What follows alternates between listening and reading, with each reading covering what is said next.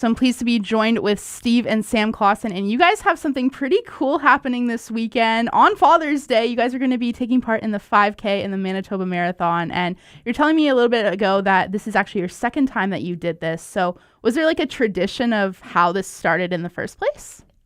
So basically there's a thing we do called running club at my school, and it was close to the end when they said we could sign up for the marathon with our class and classmates. And so I signed up, and we were like, so where do we go? Where do we start? Where do we find our teachers? And it turned out I was the only person who signed up.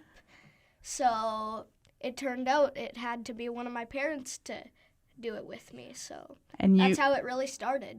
And then you just took one for the team, and you're like, I'll do this with you, Sam. Yeah, my wife looked at me and she said, okay, so it's you or me. And I kind of knew what that meant. So yeah, here we are doing it again. And I love that it's a Father's Day thing, right? It's fun for me to spend the day with my boy.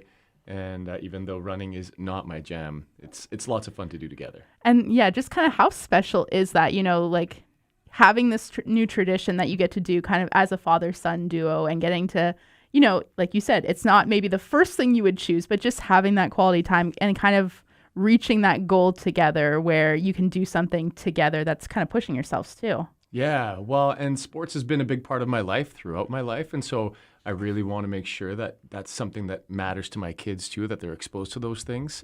And so, and one of the great lessons of sport is perseverance and discipline and training and all those things. And there's a real camaraderie in being able to do it together. Yeah. And even though I don't think either of us would say that running is our first choice of sport to engage in, it was just so great to spend that time together. Like as soon as we crossed the finish line, we both knew that this was something we were going to do again next year. We even said half jokingly that maybe we would do the 10K next year. Okay. And, that's kind of been the plan. Yeah. But only loosely. We started training and realized very quickly that the 10K is not in our wheelhouse. And yeah, it's a little much. Yeah. You're like, okay, 5K, that's good. That gives you that quality time, gives you the experience to cross the finish line and everything like that. And that's good for you guys. Exactly, yeah. And then we'll look at it in the rear view and we'll be just proud of ourselves while we eat ice cream. Yeah. There you go. Nice way to celebrate. And when you're done, there's like tons of like treats and stuff. Like there's granola bars and ice cream kind of stuff. Yeah, and popsicles chips, last year. Yeah. Popsicles, yeah. So that's very nice to be able to have a treat like that after finishing a 5K. And you guys were speaking about training. So what does that look like for you guys? Like, is it just kind of go for a run or go for a walk or kind of exercise every day? Like, what does that look like for you guys? So normally it's just like we try to jog 5K just to prepare ourselves for the actual 5K. Yeah, and he plays soccer, so he does a lot of running. So that kind of takes care of itself to a large extent. Again, I'm not a big runner, but I do ride my bike. So I've been riding my bike, trying to put in 20K a day. It doesn't exactly translate into running, but it tells me that I have enough endurance that I'll survive 5 kilometers. That's important. Yeah. And, a minute ago, you talking about that moment of when you crossed the finish line, and just like, what was that like last year, and kind of what are you expecting this year? Just like, okay, all your work that you've put into the training and doing it together, like, what is that going to mean when you do that on Sunday? What do you think? Honestly, I don't really know, actually. I think we were pretty proud of ourselves. I think we were surprised how much gas we still had left in the tank at the end. Yeah.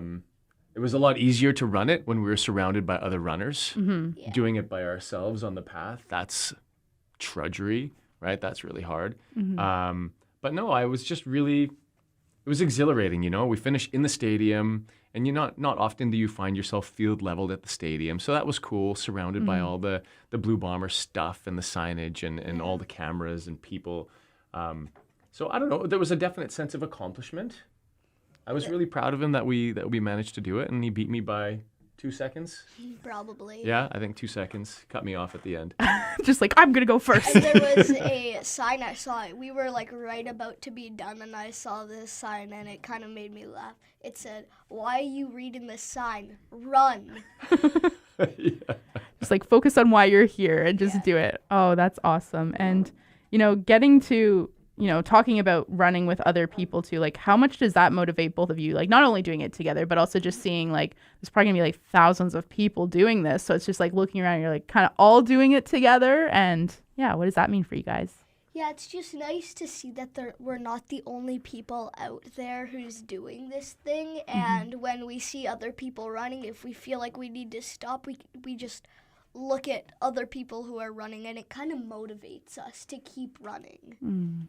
Yeah, and I mean, we live on the marathon route, so we've seen the runners go by every Father's Day.